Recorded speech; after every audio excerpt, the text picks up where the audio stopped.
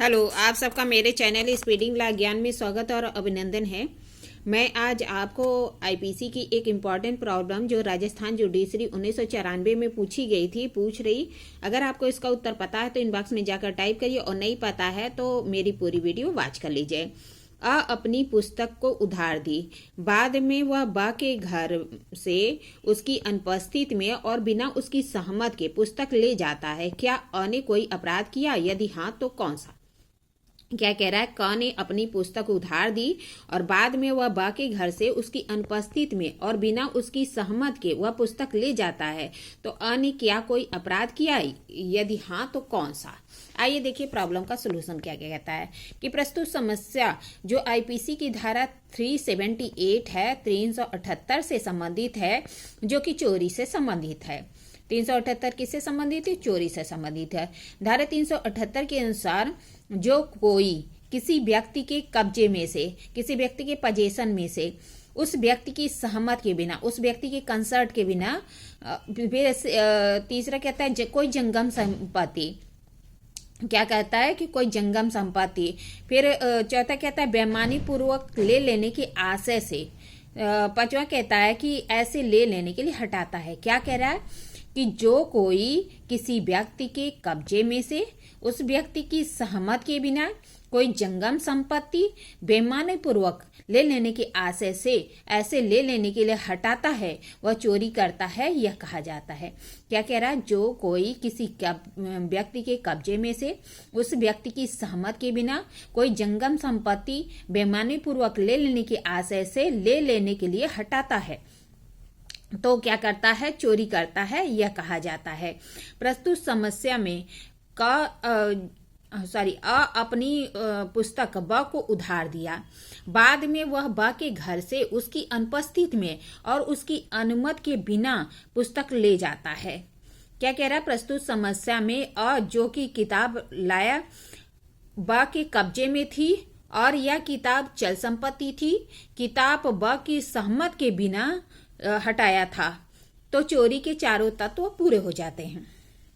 क्या क्या है कि जो किताब है वह बा के कब्जे में है, चल संपत्ति है, उसकी बा की सहमत के बिना हटाता है, तो चारों तत्व पूरे हो जाते हैं। लेकिन चोरी के लिए चोरी का अपराध तभी पूरा होगा जब चोरी का पांचवा तत्व बेईमानी पूर्वक आशय भी चारों तत्वों में सह अस्तित्व में हो, तब ही चोरी का अपराध होगा। प्रस्तुत मामले में अ का बेईमानी पूर्वक आशय नहीं था, क्योंकि जब हम आईपीसी की धारा 24 देखते हैं तो संहिता में जो बेईमानी है उसको परिभाषित किया गया है कि इसमें बताया गया है कि बेईमानी में सदोष लाभ और अन्य को सदोष हानि कारित करने का आशय होना चाहिए।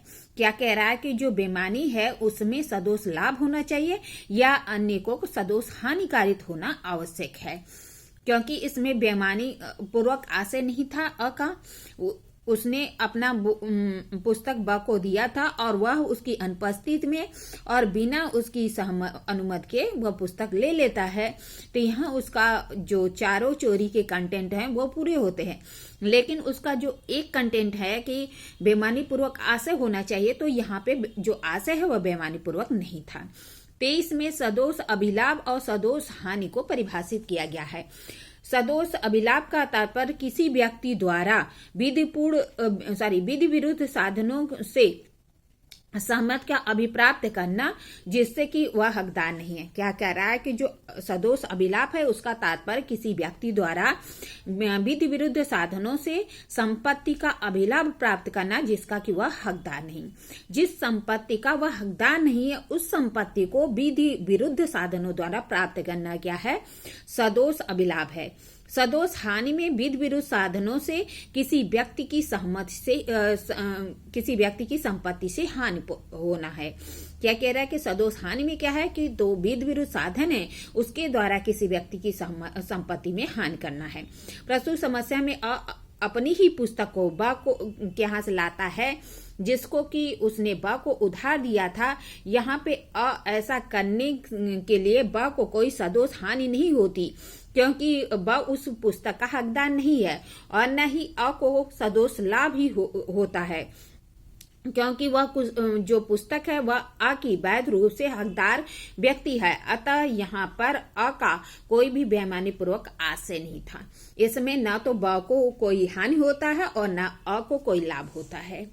अतः प्रस्तुत समस्या में किसी भी अपराध का दोषी नहीं होगा, क्योंकि उसने अपनी ही पुस्तक यद्यपि वह ब की अनुमति के बिना या सहमत के बिना हटाता है, किंतु उसका आशय बेईमानी पूर्वक नहीं रहता है, इसलिए वह चोरी के लिए दायी नहीं होगा और किसी भी अपराध के लिए दायी नहीं होगा, क्योंकि उसने अपनी ही पुस्तक को ब के भले ही अनुमति के बिना उसकी अनुपस्थिति में ले आता है, लेकिन उसकी कोई बेईमानी पूर्वक आशय नहीं है, इसलिए चोरी का अपराध पूरा नहीं होता है। इस तरह मैंने आपको प्रॉब्लम बताई, प्रॉब्लम का सलूशन बताया। ऐसी अच्छी प्रॉब्लम के लिए मेरा चैनल सब्सक्राइब करिए, लाइक करिए, कमेंट करिए, शेयर करिए। ठीक है, धन्यवाद, थैंक यू।